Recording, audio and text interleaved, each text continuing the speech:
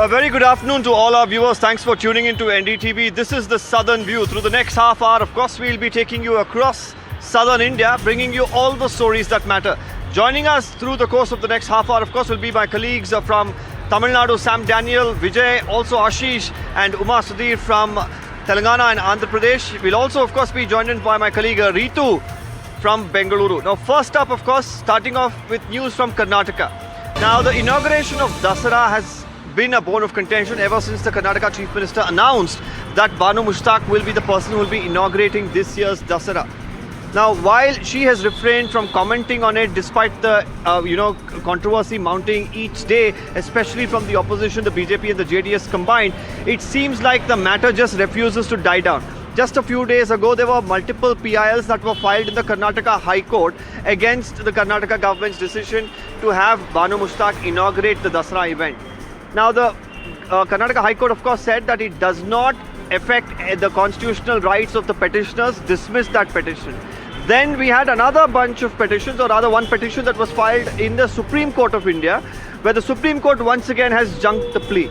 The Congress is saying this is a desperate attempt by the BJP to keep this matter alive politically because they just don't know what else to do. Let's listen to what the legal advisor to the Chief Minister A.S. Ponnanna had to say to my colleague Ritu. The issues. I don't want to get into the details. The substantive issue is that this is a survey to identify socially, educationally and even economically backward classes of people. So it's a class-based survey. You identify class which is backward in nature, most backward, and then give them reservation in field of education, field of service and other fields. So that is the purpose. So we seek to achieve that purpose and create a casteless, classless society, which is the final goal of the Constitution of India. The procedural aspects are not substantive in nature. This is how I would look at it. Therefore, let us allow the substantive survey to be carried out, and it is required mandatorily also under the statute. Certain infirmities, if it is there, it can always be sorted out because it's only a survey. It is a report. Finally, again, government has to decide on this issue. Well, my colleague Nupur also now joins us live on the broadcast. Nupur, tell us what exactly happened in the Supreme Court, because we had a bunch of petitions that were dismissed in the Karnataka High Court. Did they have anything new really to offer to the Supreme Court? Because here again the plea has been junked. Well, yes, Deepak, they made similar arguments as they had made in the Karnataka High Court. They said that we are okay with her inaugurating the event, but not performing, going inside the temple as it is a Hindu practice. And they also cited that she has non-secular credentials because of past few statements she has made. But the Supreme Court was very clear that this particular event is a state event and it is not just a mere religious activity. It further said that in a state event, a state government cannot differentiate between its subjects on the basis of religion. It asked the petitioner to go and read the preamble of the Constitution and said that no rights or fundamental rights when it comes to right to religious practices was being violated, as this event is essentially a state event. So this was Supreme Court's major stance today. The Supreme Court also cited a past precedent where in 2017, Kannada poet case Nasir Ahmed was also invited similarly as a chief guest for this event. So the court asked that why did you not file such a petition back then? Were your fundamental rights not affected back then? So the Supreme Court was not in a mood to entertain this particular petition at all today. Right, Nupur, thank you for tracking that and bringing us all the updates on the case. Now, meanwhile, of course, that's not the only controversy, of course, here in Karnataka. Each day there is something or the other politically that develops, and this time it's the caste census. That's a reason for worry for Congress once again. Now, it would be wrong to name it the caste census, is what some of the Congress leaders say, but they themselves sometimes do offer this name. Interestingly, this is the second time around a socio-economic survey is being mulled in Karnataka. During the first regime of the Karnataka Chief Minister Siddaramaiah in 2015, there was a survey that was initiated, but it never saw the light of the day, and finally it was in the year 2025 that the cabinet of Karnataka decided that they'll accept it. And just a few days later, the High Command held a meeting with the state leaders and decided there'll be a fresh survey. They of course gave a reason that it's already been 10 years since the last survey was initiated and the data is probably too old. But sources suggest there was a lot of internal differences and bickering about the data that was provided in that previous survey.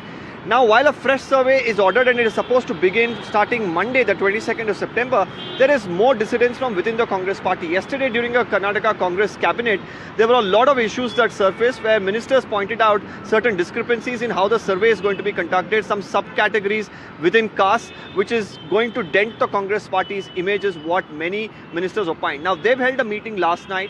They've gone and submitted a memorandum, or rather a compilation of what they thought was right and wrong to the Chief Minister. And right now, it remains to be seen whether the survey will actually happen on the 22nd. My colleague Ritu spoke to a couple of leaders of the Congress party who say, yes, there is some sort of confusion and disparity, but in all likelihood, it is going to start on Monday. Let's listen into these reactions.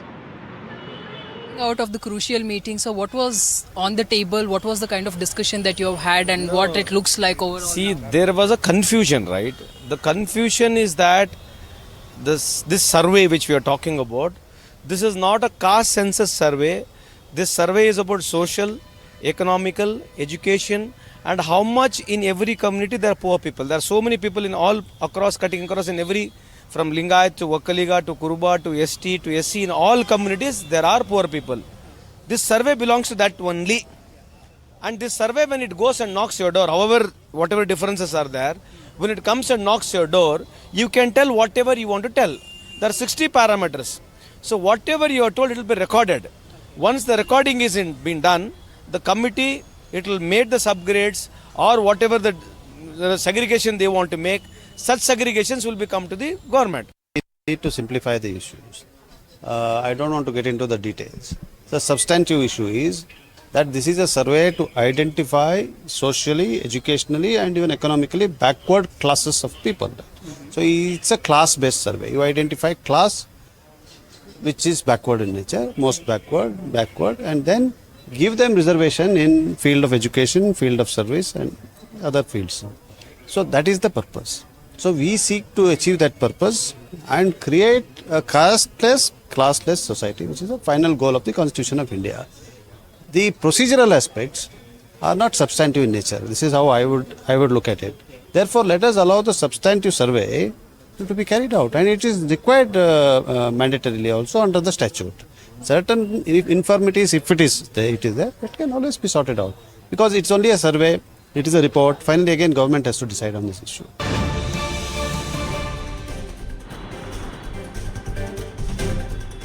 Well, there's some breaking news coming in from Karnataka, even as Rahul Gandhi yesterday, of course, held that press conference in Delhi talking about the Aland constituency in Kalburgi in Karnataka and how there was an attempt to delete votes, and it was the Congress candidate, Mr. B.R. Patil, who was very vigilant, which prevented a fraud. Now we are told that the government is contemplating forming an SIT. A request, of course, has come in from the MLA himself. Now, I did catch up with the MLA earlier to talk about these charges that he's making. More importantly, the counters that the BJP also makes, along with the request for the SIT investigation. Let's listen into this interaction. So one second, on NDTV, so one second. Sir, your constituency, of course, has become the talk of the town since Rahul Gandhi, of course, took up the matter. But the BJP is saying you have won the election. In fact, there was no theft of votes that actually happened. So where is the grouse actually? I am a believer in democracy. How it happened? Of course, I won the election. But if I have not raised any objections, I would have lost the election, because I won the election margin of 10,000 votes. Okay. So in the larger interest of the protected democracy, I am fighting against this. I want to know who are behind this case. Do you want an SIT probe into this? I believe you have also, appealed to the Chief Minister to form an SIT in the... I request, COD is also competent authority, they are also investigating, but they are unable to get. Now they are maybe going to the cybercrime. They are referred to cybercrime. So whatever government fits, I will welcome it. So SIT is something that you are open to right now? Yeah. Okay. So, but what would you make of the, allegation of the BJP that there was actually no theft here, but the vote chori... Why BJP leaders are countering my statement? They must ask the Election Commission to provide the required materials. Okay. Well, my colleague Ritu joins us for more. Ritu, tell us right now, even as the pressure continues to mount on the Election Commission with various claims and counterclaims that come into the picture here, what's the latest as far as this Aland Rao is concerned? Well, Deepak, as you have rightly pointed out several points about it, where that we had Rahul Gandhi himself speaking about it, saying that there is a need to protect this out because it's a democratic system that we are all been talking about.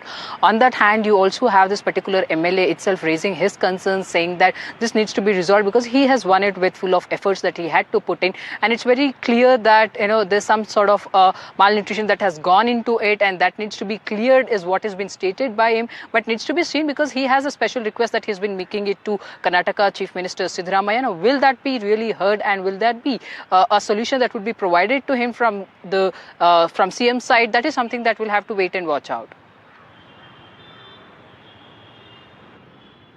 Right, Ritu, thank you for sharing those details. Now, moving on to yet another major update from Karnataka. This is pertaining to the infrastructural issues and several citizens, CEOs pointing this out. And very recently, we had a CEO whose office is based out of the outer ring road suggesting that he wants to move out of the outer ring road because, his employees spend a lot of time in traffic, and it doesn't seem like there's going to be any real solution for the infrastructural problems. Now, we, of course, went ahead and asked the people who are accountable. The Deputy Chief Minister and the Bangalore Development Minister, Mr. D.K. Shivakumar, went on to say that they are doing all that they can to fix the streets, but nobody can really threaten the government, and even took it a step further and said that if anybody wants to leave, they can do so, but nobody can get the kind of facilities that they do get in Bengaluru. First, let's listen in to what the Deputy Chief Minister of Karnataka had to say. That you say particularly about this area, because a lot of IT, people working in the IT sector, they are saying that we pay the highest number of taxes. Why aren't we getting enough facilities? Yesterday and the last couple of days, we've been seen a lot of chorus. A CEO of a popular company, a firm, has said that he'll move out of Belandur. When you listen to all of this, how does it make you feel as a Bangalore? I wish him all good luck for him. If he wants, if he doesn't satisfied about this manpower, this talent, these facilities, I can't stop him. But no one can threaten the government. I'm telling you, I'm telling this on record. They can't threaten the government. We are there to serve the people of the state. We know our responsibility. This is Bangalore. He knows that before doing business here, everything is there. No, I'm telling you, you take it from record. No one will go out of Bangalore. Since their financial or their business problem, they might have some business problem. They may looking at blackmailing a government will not work for them. Then you have Mr. Nara Lokesh who comes and says, come to Vizag. Let them go, please. Let them go. Who said? Who is stopping them? No one can match Bangalore. What infrastructure we have creating, we are doing it. No one, no. Why are they not asking the central government, Modi government or the central government to give money? Now, while the Deputy Chief Minister says don't blackmail the government, don't threaten the government, this has been picked up by Nara Lokesh, who says that this is, a situation where people believe that expressing their concerns and grievances means blackmail, but this is not what you will face in Andhra Pradesh. So why don't you shift base to Vizag? The Deputy Chief Minister, of course, responded to that as well. But here there are Congress leaders who say that Andhra is a place where people want to leave their businesses, people want to leave the state, and it makes no sense for Mr. Nara Lokesh to invite people there. Let's listen to the Congress spokesperson Deepak Timaya. He cannot really make such statements about Karnataka because he should first of all know the state of economy in his own state. Because I was reading reports about how most of the malls are empty, how most of the businesses are not doing well, how the infrastructure is crumbling, and how most people from Andhra Pradesh want to actually come to Karnataka and do businesses. And he should be bothered about people not going out of Andhra Pradesh and settling in Karnataka and doing business and making Karnataka more prosperous, instead of actually trying to, hoodwink some of these companies coming in to Andhra Pradesh. So, well, my colleague Ashish joins us live from Andhra Pradesh. Well, Ashish, interesting. The Deputy Chief Minister says that nobody will leave Bengaluru. You have other Congress leaders who say that the infrastructure is crumbling in Andhra Pradesh. They have their own set of problems, so they should forget about inviting people there. What's the response coming in from the Andhra leaders? So, Nara Lokesh, like you mentioned, Deepak, that on our interview, which you did, in fact, with D.K. Shivakumar, Nara Lokesh has tweeted and, in fact, further extended the invitation to all the companies, not only one company, to all the companies which are based out of Bangalore to come out and invest in Andhra Pradesh. Look, Chandrababu Naidu government is known for its proactive effort while attracting the investment in the state. But we also need to understand that Andhra Pradesh is is building itself from the scratch. Right now, of course, like in another interview of yours, one of the Congress leader has mentioned that a lot of infrastructure are still pending, and government is working to get all those infrastructure and all those facilities built at the time to attract more and more investors.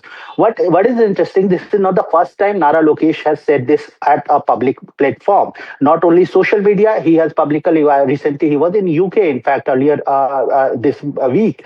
In UK, during his UK visit, he mentioned this particular issue of one of the company moving out of Bangalore, or suggesting that they are moving out from one particular area because of civic mess.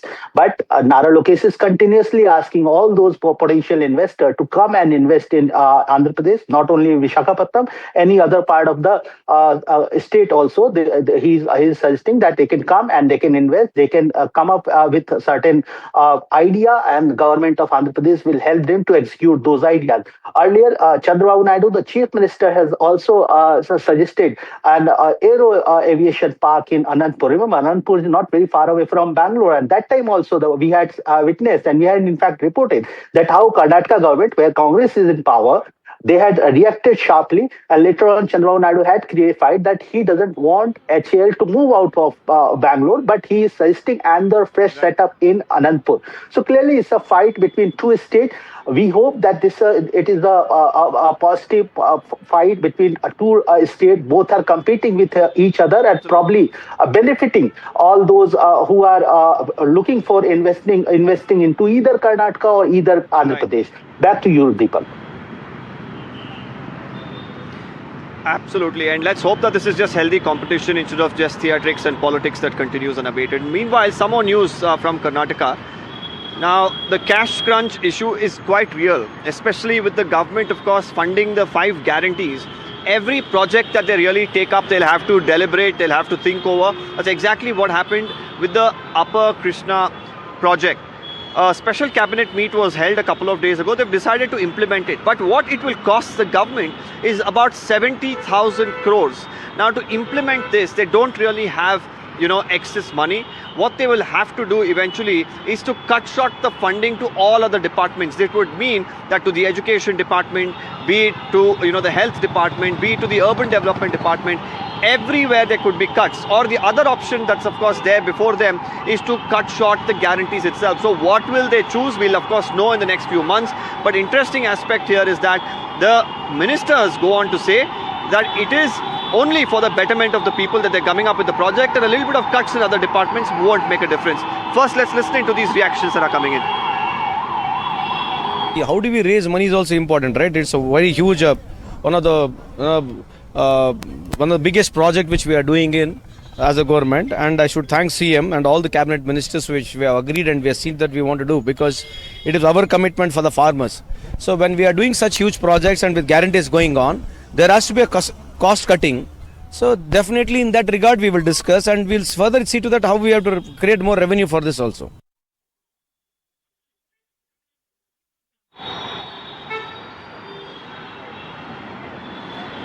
Well, we have some more breaking updates that's just coming in this time from Kalaburgi. We believe that there was a protest that was held by pro-Kannada groups. This was over the removal of a name board at a marketplace, and earlier it was the Kalaburgi Urban Development Authority that had put up a signboard in English and in Kannada, and all of a sudden this board being removed has sparked off an entire protest. Not just that, we've had some protesters even smear black ink on the KUDA commissioner's face and also another executive engineer's face as well. So a lot of drama. Eventually, I'm told the police there have arrested multiple activists of the pro-Kannada group. My colleague Ritu has more information. Ritu, what exactly happened?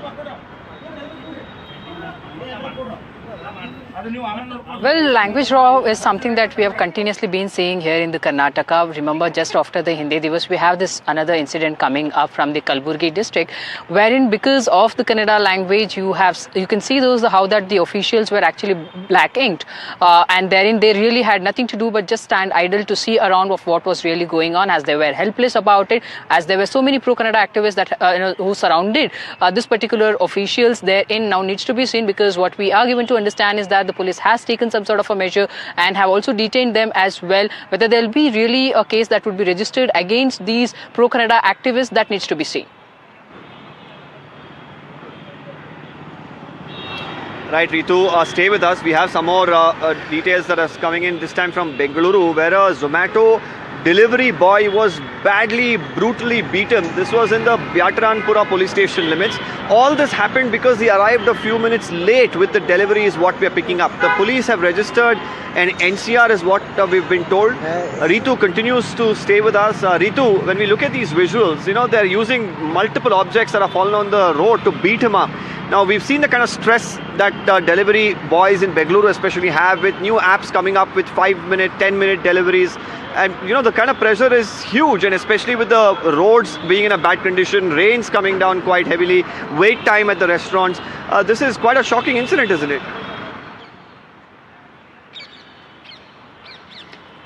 Well, Deepak, you see, exactly this incident took place here in Bengaluru. We have seen very such incidents actually occurring in the past as well. But in this particular incident, as we can see in the visuals, how that there were certain objects that were also used to hit this particular Zomato person, and also he was also thrashed as well. Now, mere reason being that he was late in delivering the food that was ordered by these people. Now, that was the reason mainly, and all that side, Deepak, what is really quite sad is also that this person did not come forward to file a complaint as well. Now, that's the reason that the police had to go and register a NCR and all that. They have also collected an information from both the parties. Now, needs to be seen, because since this video is going really very viral, raising a lot of questions about the Zomato deliveries, Zomato delivery staff safety as well. Will there be some sort of an action that would really be taken against these two members? That's something that we'll have to see. Right, Ritu, I believe you also have some information about a school van once again being stuck on a Bengaluru road. Take us through the details.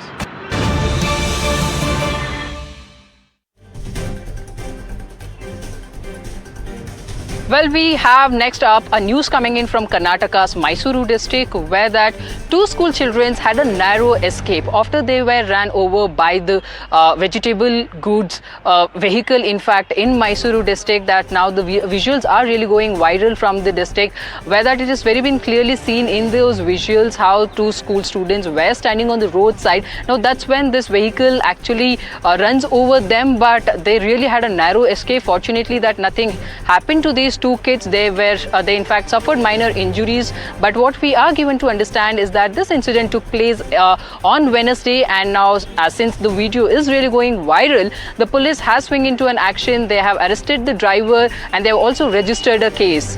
Now, next up we have Ashish joining us from Telangana to give you more details that side. Thank you, Ritu. This is a tragic incident we are reporting from Telangana. One youth from Telangana, in fact from Mahbub Nagar of Telangana, he has been shot dead in USA, in California, state of USA.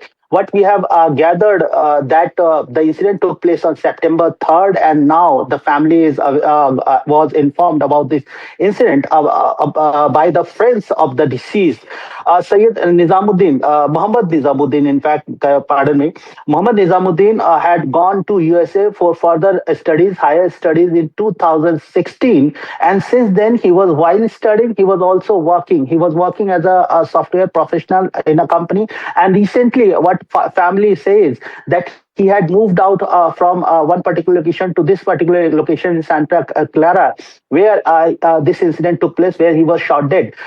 He was residing with one of his flatmate, and what we have learned, and that again, family is claiming that over a petty issue, a scuffle broke out between him, Nizamuddin, and the roommate, and that led to a 911 call. The official, the deputy on duty, he reaches to the place and he enters into into the house. And what Santa Clara police has, in fact, in its statement has said that they found the Nizamuddin stabbing the roommate, and that led to the deputy shooting on Nizamuddin, which was fatal, and he was declared dead later on. But family here, they allege that this statement of police is not entirely true.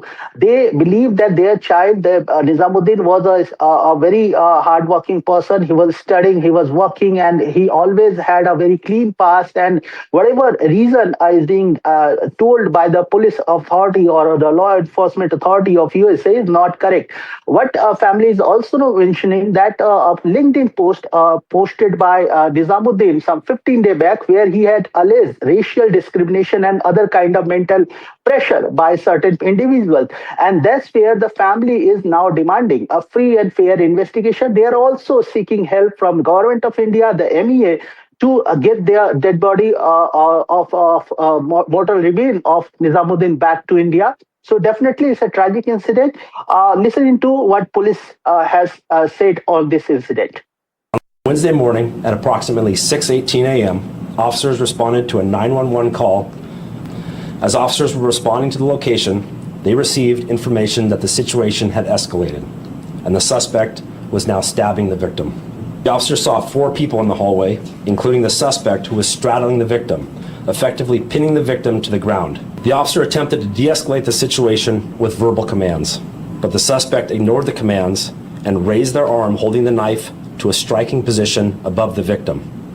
When the officer saw the suspect's hand holding the knife come down towards the victim, the officer shot 4 times, striking the suspect with all 4 of the shots. मुझे आज इस बात की इत्तला मिली है कि मेरे बच्चे का शूट डेथ हुआ है। मेरा बच्चा 2016 में पढ़ने के लिए गया था फ्लोरिडा कॉलेज। वहाँ उसकी पढ़ाई हुई। 2 साल के बाद फिर वहाँ सोच कंपनी में काम करा। सोच कंपनी के बाद फिर कैलिफोर्निया चले गया प्रमोशन पे। कैलिफोर्निया में शूट डेथ हुआ है। वजीर खारजा गवर्नमेंट ऑफ इंडिया जयशंकर साहब से अपील करता हूँ कि वो जल्द से जल्द मेरे बच्चे की डेड बॉडी को महबूबनगर वापस भेज दिया जाए। Indeed, a tragic incident, and we hope and we believe that justice will prevail. Now we go to Chennai, where our colleague Sam will tell you stories, information, and news related to Tamil Nadu. Thank you, Ashish. News from Tamil Nadu. A comment by former Tamil Nadu Congress chief K.S. Alagiri has stirred a controversy. He has asked journalists in Tamil Nadu to slap Bollywood star Kangana Ranaut if she ever visits Tamil Nadu. This in the context of her reported comments earlier referring to the 2021 massive farmers' protests in Delhi against the farm laws which were later repealed. She had reportedly said that women farm labourers could be hired to gather, paying them 100 rupees every day. This was in response to a specific question, and this has triggered criticism that a political leader should not be urging others to take law onto their own hands. And the BJP has demanded K.S. Alagiri's apology and also that he has to withdraw those comments. Although this was said on a lighter night, Kangana, the BJP lawmaker, is also known for making such insensitive comments in the past. Earlier, a woman constable had slapped her at an airport, saying that her mother was one of the participants at the Delhi protests and Kangana's comments were insensitive. Recently, the Supreme Court too had refused to quash an FIR against her, asking tough questions to her in terms of her tweet at that point in time, misrepresenting a woman participant in the protest as Bilkis Banu, who was at that time vehemently opposing participating in the anti-CAA protests in Delhi. And now Kangana has responded saying that nobody can stop her from entering Tamil Nadu or visiting Tamil Nadu, and that just like people hate her, there are a lot of people in the country who love her as well. Here is what the Congress politician had to say, followed by the BJP's demand and Kangana's response. There was one lady police officer was there. After seeing her, she rushed to come to near her and slap his face. Why you slapped this lady? Then only she told, wherever she goes, she is abusing everyone. I told the agricultural workers, suppose if she come to our area, maybe she may come. What police officer did in the airport, the same way you will do here. Then only she rectified her mistake. हमारे भारत में जो है हम कहीं भी जाएंगे, कोई हमें रोक नहीं सकता।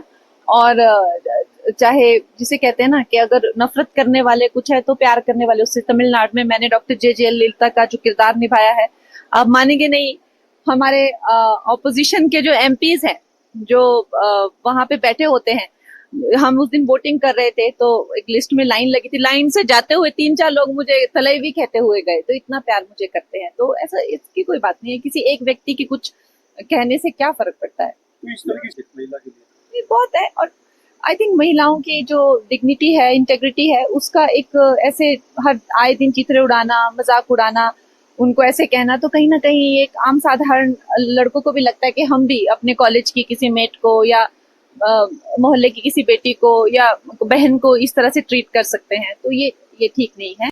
Yes, I agree. Is a very senior, a politician, and also, if I am right, Rajya Sabha member, also parliamentarian, and also, a legislative member. He has been a president of Congress. But a senior person like him, talking like this, creating, instigating violence, or talking ill about a woman, I think they are happy to talk about a woman. In fact, I should not say this, but I have to say this. Well, I don't understand. Why should they feel that, to talk about Kangana Ranawat, they are feeling, how the body language was when he said this. This is absurd. A man like him, a matured person, a senior leader, I think he should have avoided all these things. Better let him apologize for what he has said. Political parties turning the heat on the Congress leader K.S. Alagri, even as her past comments continue to haunt Kangana Rawat. Joining me now, my colleague Vijay. Vijay, many would call these comments by K.S. Alagri needless. What do you pick up from Congress sources and anything from the politician himself? What made him talk about this issue now?